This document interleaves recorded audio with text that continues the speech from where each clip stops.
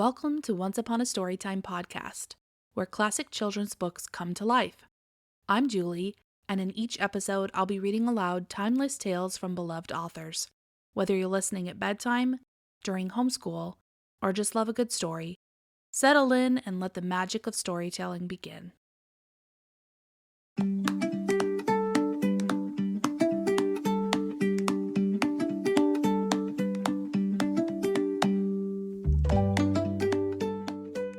The Roly-Poly Pudding, or The Tale of Samuel Whiskers, by Beatrix Potter.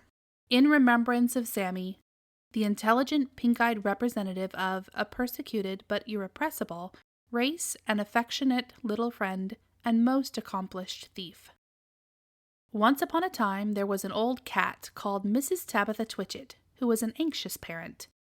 She used to lose her kittens continually, and whenever they were lost they were always in mischief. On baking day she determined to shut them up in a cupboard. She caught Moppet and Mittens, but she could not find Tom. Mrs. Tabitha went up and down all over the house, mewing for Tom Kitten.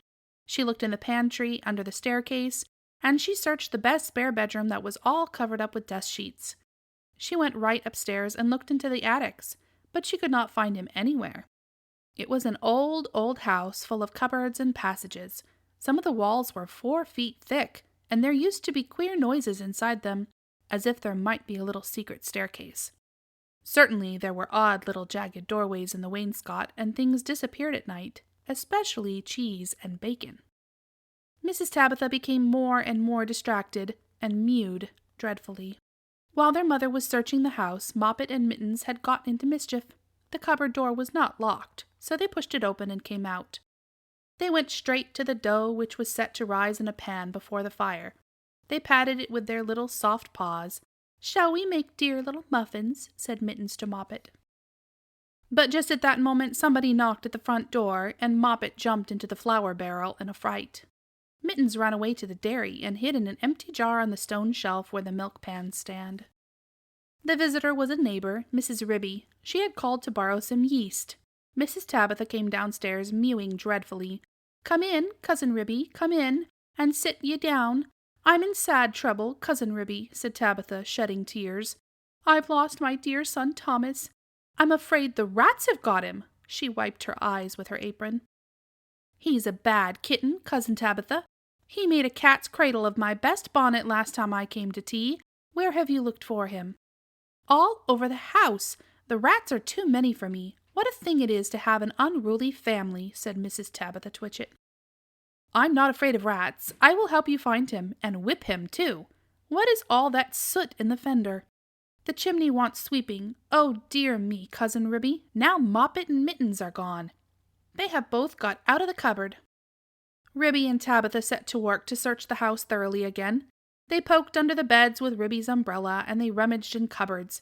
They even fetched a candle and looked inside a clothes chest in one of the attics. They could not find anything, but once they heard a door bang and somebody scuttered downstairs. "Yes, it is infested with rats," said Tabitha tearfully. "I caught 7 young ones out of one hole in the back kitchen, and we had them for dinner last Saturday. And once I saw the old father rat, an enormous old rat, Cousin Ribby. I was just going to jump upon him when he showed his yellow teeth at me and whisked down the hole. The rats get upon my nerves, Cousin Ribby," said Tabitha. Ribby and Tabitha searched and searched. They both heard a curious roly-poly noise under the attic floor, but there was nothing to be seen. They returned to the kitchen. "Here's one of your kittens at least," said Ribby, dragging Moppet out of the flour barrel. They shook the flour off her and set her down on the kitchen floor. She seemed to be in a terrible fright. "Oh, mother, mother," said Moppet, "there's been an old woman rat in the kitchen, and she's stolen some of the dough." The 2 cats ran to look at the dough pan. Sure enough, there were marks of little scratching fingers, and a lump of dough was gone. "Which way did she go, Moppet?" But Moppet had been too much frightened to peep out of the barrel again. Ribby and Tabitha took her with them to keep her safely in sight, while they went on with their search. They went into the dairy. The first thing they found was Mittens, hiding in an empty jar. They tipped up the jar, and she scrambled out. "Oh, mother, mother, there has been an old man rat in the dairy, a dreadful 'normous big rat, mother. He's stolen a pat of butter and the rolling pin." Ribby and Tabitha looked at one another. A rolling pin and butter! "Oh, my poor son Thomas!" exclaimed Tabitha, wringing her paws. "A rolling pin?" said Ribby. "Did we not hear a roly-poly noise in the attic when we were looking into that chest?" Ribby and Tabitha rushed upstairs again. Sure enough, the roly-poly noise was still going on quite distinctly under the attic floor. "This is serious, Cousin Tabitha," said Ribby. "We must send for John Joyner at once with a saw." Now this is what had been happening to Tom Kitten, and it shows how very unwise it is to go up a chimney in a very old house, where a person does not know his way, and where there are enormous rats. Tom Kitten did not want to be shut up in the cupboard. When he saw that his mother was going to bake, he determined to hide. He looked about for a nice, convenient place, and he fixed upon the chimney. The fire had only just been lighted, and it was not hot, but there was a white, choky smoke from the green sticks. Tom Kitten got upon the fender and looked up. It was a big, old-fashioned fireplace. The chimney itself was wide enough inside for a man to stand up and walk about, so there was plenty of room for a little tom cat. He jumped right up into the fireplace, balancing himself upon the iron bar where the kettle hangs. Tom Kitten took another big jump off the bar and landed on a ledge high up inside the chimney, knocking down some soot into the fender. Tom Kitten coughed and choked with the smoke, and he could hear the sticks beginning to crackle and burn in the fireplace down below. He made up his mind to climb right to the top and get out on the slates and try to catch sparrows. "I cannot go back. If I slipped, I might fall in the fire and singe my beautiful tail and my little blue jacket." The chimney was a very big old-fashioned one. It was built in the days when people burnt logs of wood upon the hearth. The chimney stack stood up above the roof like a little stone tower, and the daylight shone down from the top, under the slanting slates that kept out the rain. Tom Kitten was getting very frightened. He climbed up and up and up. Then he waded sideways through inches of soot. He was like a little sweep himself. It was most confusing in the dark. One flue seemed to lead into another. There was less smoke, but Tom Kitten felt quite lost. He scrambled up and up, but before he reached the chimney top, he came to a place where somebody had loosened a stone in the wall. There were some mutton bones lying about. "This seems funny," said Tom Kitten. "Who has been gnawing bones up here in the chimney? I wish I had never come. And what a funny smell! It is something like mouse, only dreadfully strong. It makes me sneeze," said Tom Kitten. He squeezed through the hole in the wall and dragged himself along a most uncomfortably tight passage where there was scarcely any light. He groped his way carefully for several yards. He was at the back of the skirting board in the attic where there is a little mark in the picture. All at once he fell head over heels in the dark, down a hole, and landed on a heap of very dirty rags. When Tom Kitten picked himself up and looked about him, he found himself in a place that he had never seen before, although he had lived all his life in the house. It was a very small, stuffy, fusty room, with boards and rafters and cobwebs and lath and plaster. Opposite to him, as far away as he could sit, was an enormous rat. "What do you mean by tumbling into my bed all covered with smuts?" said the rat, chattering his teeth. "Please, sir, the chimney wants sweeping," said poor Tom Kitten. "Anna Maria! Anna Maria!" squeaked the rat. There was a pattering noise, and an old woman rat poked her head around a rafter. All in a minute she rushed upon Tom Kitten, and before he knew what was happening, his coat was pulled off and he was rolled up in a bundle and tied with string in very hard knots. Anna Maria did the tying. The old rat watched her and took snuff. When she had finished, they both sat staring at him with their mouths open. "Anna Maria," said the old man rat, whose name was Samuel Whiskers. "Anna Maria, make me a kitten dumpling roly-poly pudding for my dinner." "It requires dough and a pat of butter and a rolling pin," said Anna Maria, considering Tom Kitten with her head on one side. "No," said Samuel Whiskers. "Make it properly, Anna Maria, with breadcrumbs." "Nonsense! Butter and dough," replied Anna Maria. The two rats consulted together for a few minutes and then went away.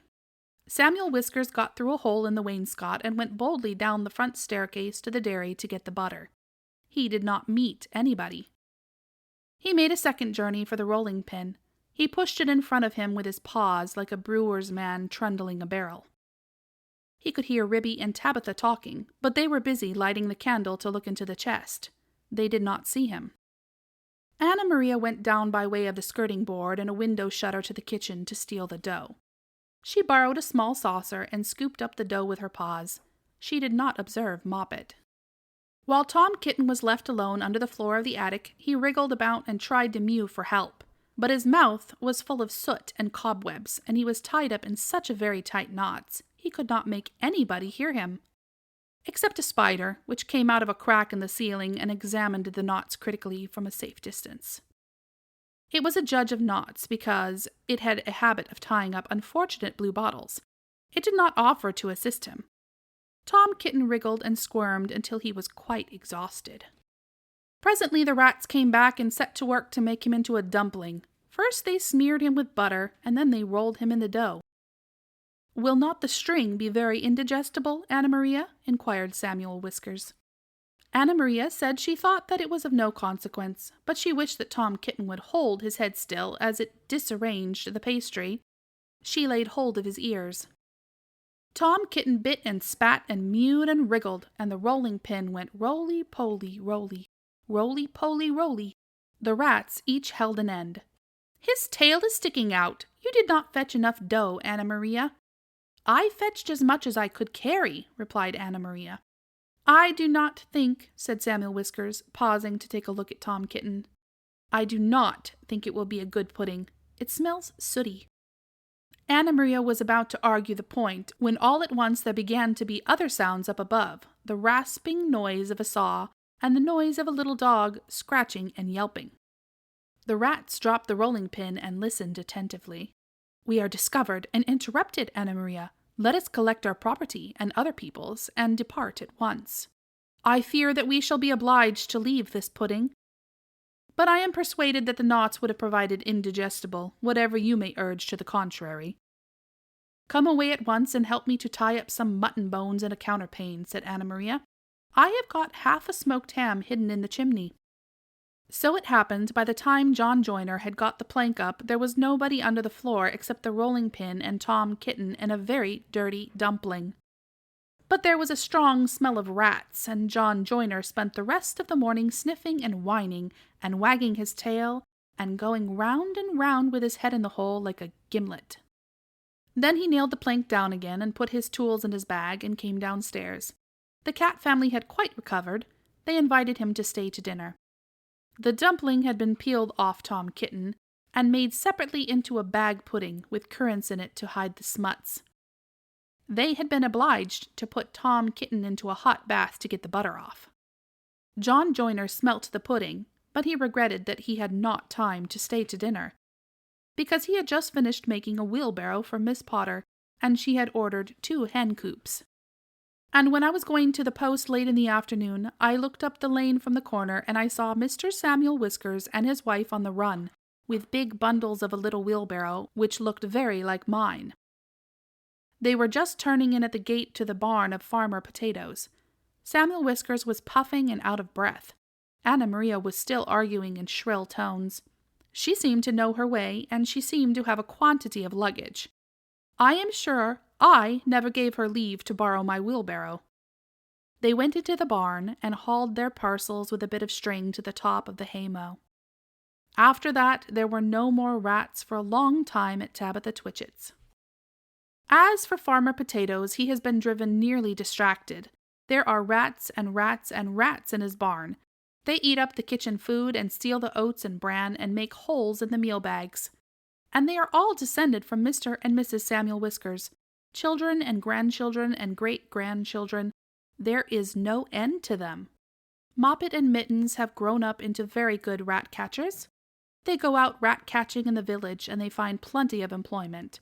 They charge so much a dozen, and earn their living very comfortably. They hang up the rats' tails in a row on the barn door to show how many they have caught, dozens and dozens of them. But Tom Kitten has always been afraid of a rat.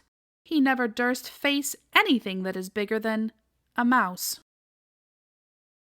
You've been listening to the Roly-Poly Pudding here on Once Upon a Storytime Podcast. Come back next week, I've got so many more good books to share with you.